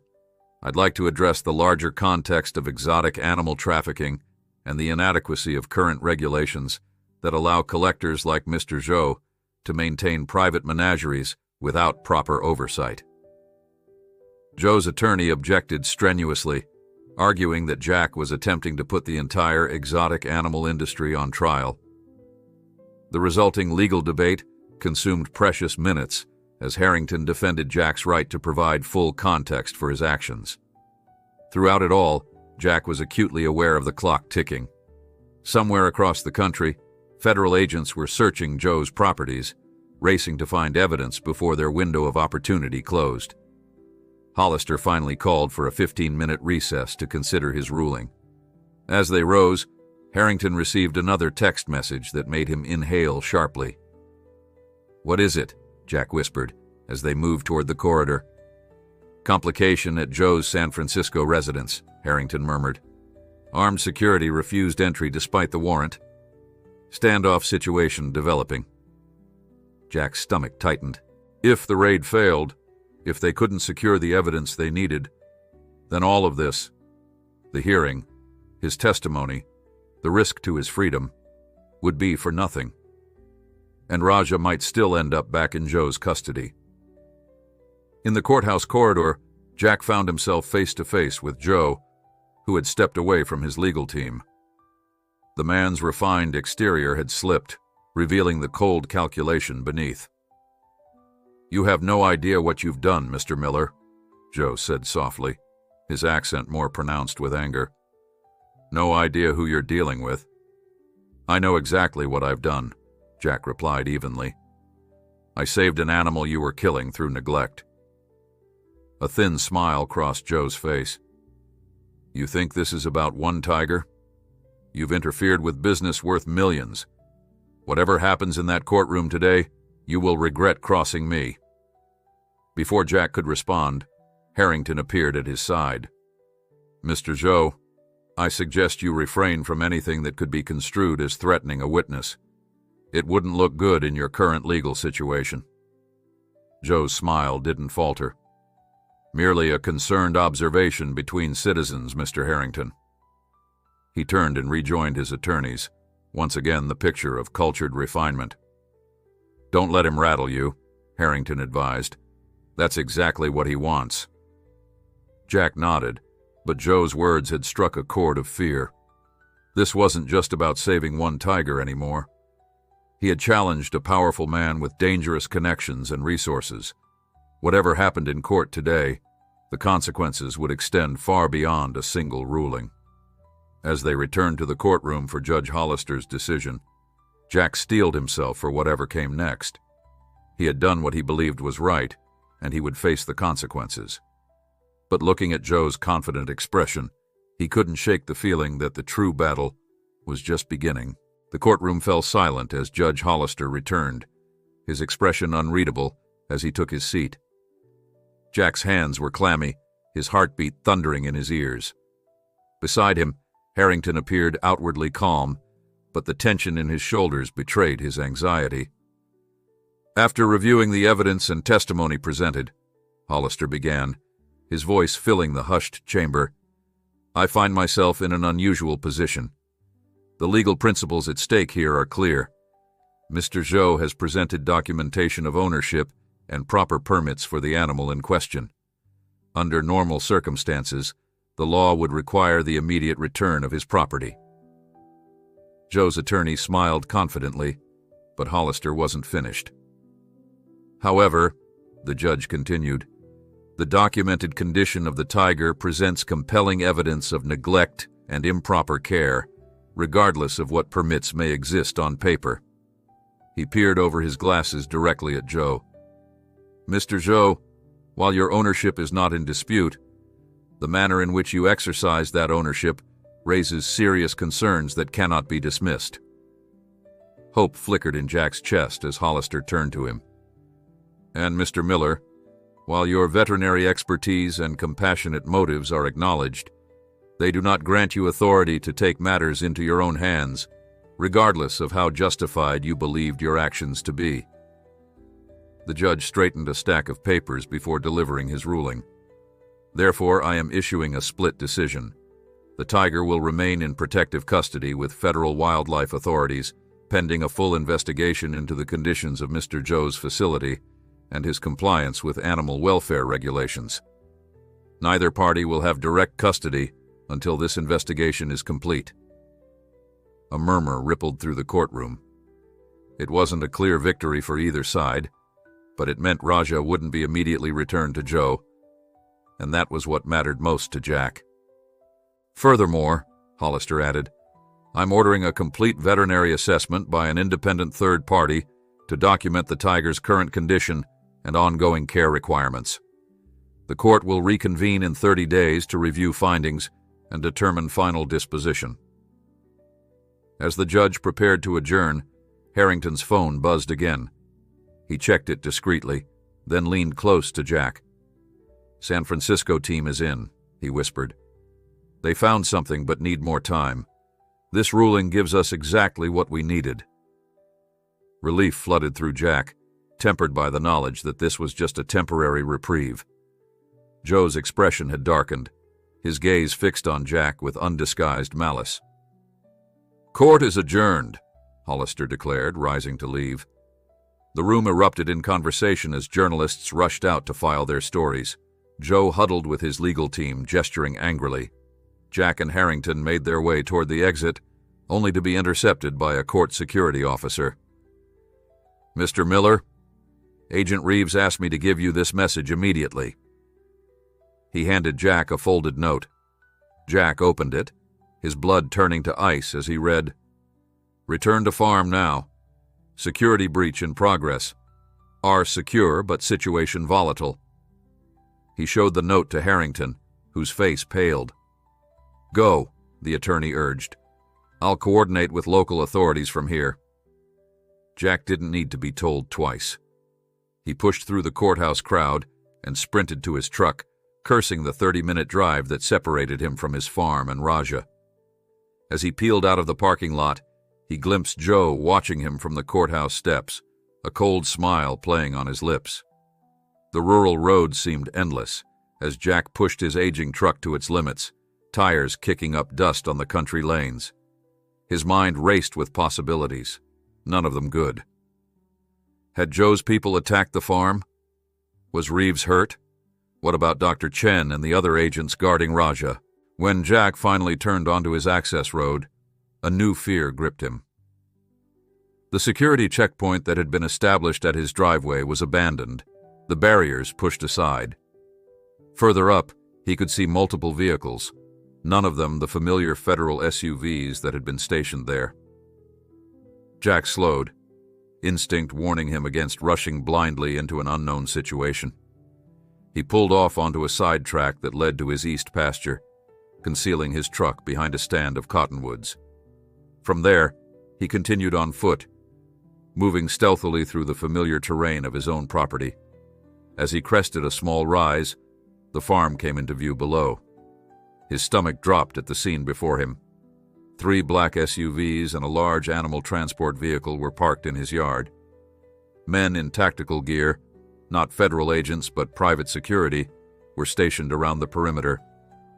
Most alarmingly, he could see several bodies on the ground near the barn, unmoving. Jack's breath caught in his throat. Had Joe's people killed federal agents? Was this a direct assault to recover Raja while Jack was occupied in court? He was considering his next move when a hand clamped over his mouth from behind. Jack struggled instinctively until a familiar voice whispered, "Easy, Jefe. It's me." Miguel released him, and Jack turned to find his friend crouched in the tall grass, a hunting rifle clutched in his weathered hands. "Miguel, what the hell is happening down there?" Miguel's expression was grim. "They came just after you left for court.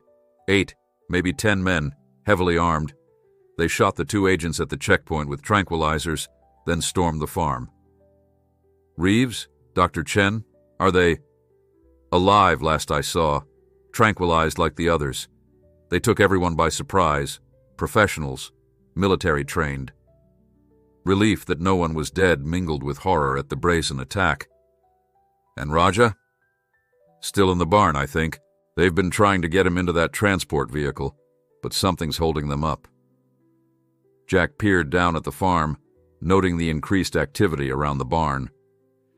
How did you avoid capture? I was checking fences in the north pasture when they came. Saw it happening and stayed hidden. Miguel patted the rifle. Been waiting for a chance to help, but there are too many of them, all armed. Jack's mind raced. Joe had obviously planned this operation carefully, timing it to coincide with the court hearing. With Jack and Harrington occupied and the farm's security focused on the courthouse, the property had been vulnerable. We need to call for backup, Jack said, reaching for his phone only to find it had no signal. Damn these rural dead zones. Already tried, Miguel confirmed. They must have a signal jammer, no communications in or out. A shout from below drew their attention. One of the security men was waving frantically from the barn entrance. Something was wrong with their operation. We can't just wait here, Jack decided. They're going to take Raja, and once he's gone, we'll never get him back. What can we do against so many armed men? Miguel asked reasonably. Jack studied the farm layout, years of working the land giving him intimate knowledge of every approach and vantage point. We don't need to fight them directly. We just need to stop them from transporting Raja until help arrives. How do we get help with no communications? Jack pointed to the dirt track that ran behind his property. There's an old fire road that connects to Highway 16 about 2 miles east. If you can get there, you'll have cell service. Miguel nodded, understanding. I go for help, you create distraction. Exactly. I know this land better than they do. I can make enough trouble to slow them down. The two men clasped hands briefly, the gesture conveying what words couldn't. Then, Miguel slipped away through the tall grass, heading east toward the fire road. Alone now, Jack considered his options. Direct confrontation was suicide against armed professionals, but he had other advantages: knowledge of the terrain, hidden approaches to the farm buildings, and most importantly, understanding of what might be complicating their attempt to move Raja. As a veterinarian, Jack knew that tranquilizing a tiger for transport required precise dosing and timing. Too little sedation, and the animal remained dangerous. Too much, and you risked respiratory failure. Given Raja's weakened condition and recent medical treatment, standard sedation protocols might be proving ineffective or dangerously unpredictable. That explained the delays and growing agitation among Joe's men. They were struggling with a partially sedated, stressed tiger, and time was working against them.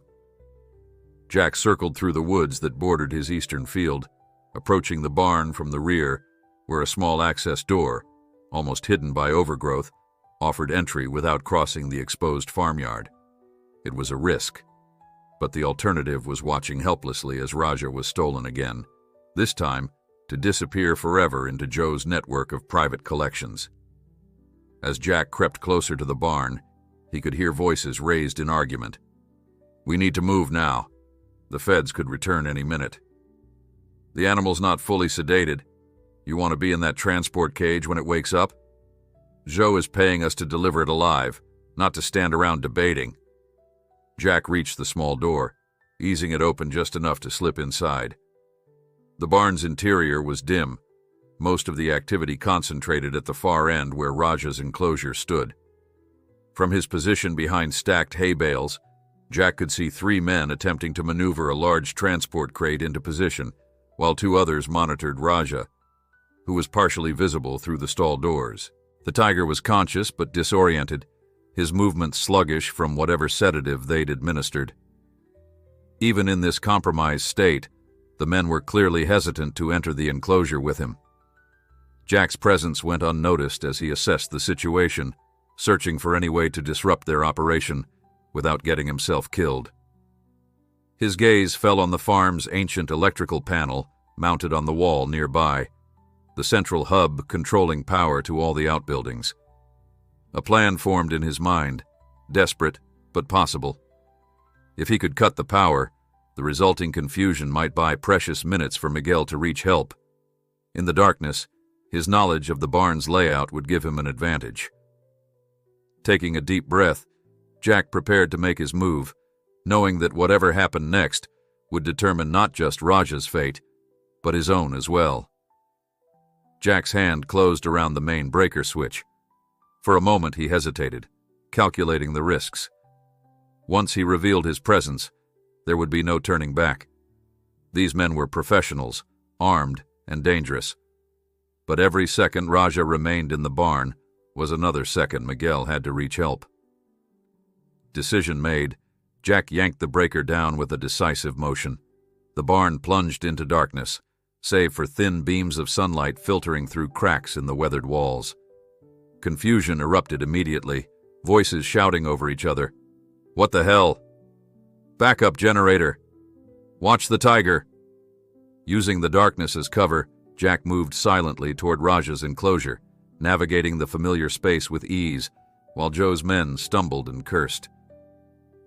He had no illusions about his ability to overpower multiple armed opponents, but chaos was its own weapon.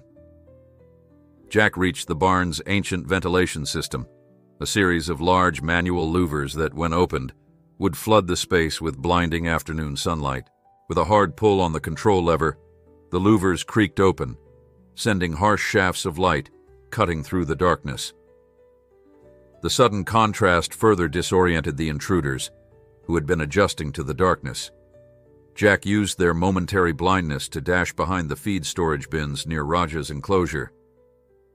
"Someone's in here," one man shouted, raising his weapon. "Don't shoot, you idiot. You'll hit the tiger or one of us." Jack peered around the bin to assess Raja's condition. The tiger was on his feet, disoriented, but increasingly alert as the sedative's effects waned. The transport crate had been positioned at the entrance to the stall, but the men hadn't managed to coax or force Raja inside before the power cut. A new voice cut through the confusion, authoritative, cold. "Secure the animal now. Shoot anything else that moves." Jack recognized that voice from the courtroom. Joe himself had arrived to oversee the operation. The stakes had just risen dramatically. One of the men approached the stall with a pole-mounted syringe, attempting to administer another dose of sedative to Raja. The tiger, increasingly agitated by the strange voices and commotion, let out a warning growl that echoed through the barn. Jack knew he had to act. If they managed to sedate Raja again, they'd load him into the transport crate and disappear before help could arrive. But revealing himself meant certain capture or worse. A distant sound made the decision for him. Sirens, faint but growing louder. Miguel had reached help. Joe heard it too. "Finish this. Now." Two men advanced on Raja's enclosure, one with the sedative pole, the other unlatching the reinforced door. Jack reacted instinctively, grabbing a nearby shovel and swinging it hard against the ancient sprinkler system pipe running along the ceiling. The rusted pipe burst, sending a cascade of stagnant water down on the men. More importantly, it triggered the farm's antiquated fire alarm, a deafening bell that sent Raja into a full defensive posture, roaring at the perceived threat. The man with the sedative pole stumbled back, startled by both the water and the tiger's reaction. His companion, halfway through unlatching the enclosure door, froze in place. "Get away from that door!" Jack shouted, emerging from his hiding place. "He'll tear you apart if you open it now!" All eyes turned to Jack, including Joe's. Recognition and hatred flashed across the businessman's face. "Miller, I should have known." Joe signaled to his men. "Take him." Two security personnel moved toward Jack, but the wailing alarm, running water, and increasingly vocal tiger created a scene of such chaos that their movements were hesitant, uncoordinated. Jack backed toward the barn's main doors. "The police are coming. You've got maybe 2 minutes to clear out before this place is surrounded." "Plenty of time to deal with you," one man growled, lunging forward. Jack sidestepped, using the man's momentum to send him crashing into a stack of feed bags. The second attacker was more cautious, circling to cut off Jack's escape route. Outside, the sirens grew louder. Jack could distinguish multiple vehicles now, more than would be expected from a local police response. Joe seemed to realize the same thing. "Finish him and let's go. Leave the Tiger. We'll find another way." The order sent a chill through Jack. These weren't just security personnel. They were killers willing to commit murder on American soil. As the second man drew a weapon, Jack prepared for a desperate final move. Then the barn doors burst open, flooding the space with light. "Federal agents, drop your weapons." Agent Reeves stood in the doorway, weapon drawn, flanked by a tactical team in full body armor. Behind them, Jack could see more agents securing the farmyard, weapons trained on Joe's men who had been stationed outside. The security personnel in the barn hesitated, weapons still raised, creating a tense standoff. Joe's face remained impassive, calculating. "You're outmanned and surrounded," Reeves announced. "Drop your weapons now, or we will use deadly force." For a moment, it seemed Joe's men might risk a firefight. Then, with a subtle nod from Joe, they lowered their weapons and raised their hands. "Lin Joe," Reeves continued, stepping forward as her team moved to secure the armed men. "You are under arrest for violations of the Endangered Species Act, conspiracy to commit kidnapping, assault on federal officers, and attempted murder." Joe's composure finally cracked, his refined facade giving way to raw fury. "You have nothing. My lawyers will—" "Your lawyers will be very busy," Reeves cut him off, "especially after what we found in your San Francisco residence. The documentation of your trafficking operation was quite thorough. You really shouldn't keep physical records, Mr. Joe." As agents cuffed Joe and led him away, Jack slumped against the barn wall, adrenaline giving way to exhaustion. Reeves approached, holstering her weapon. "Cutting it a bit close, weren't you?" Jack managed. "Your friend Miguel flagged down one of our response units on Highway 16. Good thing we already had teams en route following Harrington's alert from the courthouse." She surveyed the barn, taking in the running water, blaring alarm, and agitated Tiger. Unorthodox tactics, but effective. Jack pushed himself upright. "Raja, is he okay?" "Dr. Chen is on his way. He was tranquilized but coming around when we arrived. He'll check on the Tiger once we've secured the scene." Reeves studied Jack with newfound respect. "You took one hell of a risk, Miller." "Didn't seem like I had much choice," Jack replied, moving toward Raja's enclosure. Despite the chaos, the Tiger had retreated to the back of the stall, watching the proceedings with wary alertness. "Hey, big guy," Jack called softly. "It's over now, you're safe." Those mismatched eyes fixed on Jack, and the Tiger made a low, chuffing sound that, in that moment, felt remarkably like acknowledgement. 6 months later, Jack stood at the fence line of the Northern Rockies Wildlife Sanctuary, watching as Raja explored his new habitat. 3 acres of forested terrain, complete with a heated shelter, swimming pond, and climbing structures. The white tiger moved with the fluid grace of perfect health, his once infected paw now fully healed, his coat gleaming in the autumn sunlight. "He's doing remarkably well," Elena Patel observed, joining Jack at the fence. "His weight is up, muscle tone excellent, and he's showing normal behavioral patterns for the first time since arriving. Your initial treatment saved his life, Jack." Jack nodded, a lump forming in his throat as he watched Raja leap effortlessly onto a raised platform. Worth every bit of trouble he caused. And trouble there had been. The legal aftermath of the Montana Tiger incident, as the media had dubbed it, involved months of depositions, hearings, and court appearances. Joe's extensive trafficking network had been dismantled, with federal raids yielding evidence that implicated officials in 3 countries. Joe himself was facing decades in prison on multiple federal charges. Jack's own legal situation had been resolved more favorably than he'd dared hope. His cooperation with the investigation and the extraordinary circumstances had persuaded prosecutors to drop all potential charges. Judge Hollister, surprisingly, had become one of his most vocal supporters, publicly commending Jack's moral courage while emphasizing that citizens shouldn't normally take wildlife laws into their own hands. "When are you heading back?" Elena asked, interrupting his thoughts. "Tomorrow morning. Miguel's been managing the farm, but harvest season's coming, and there's too much for one person."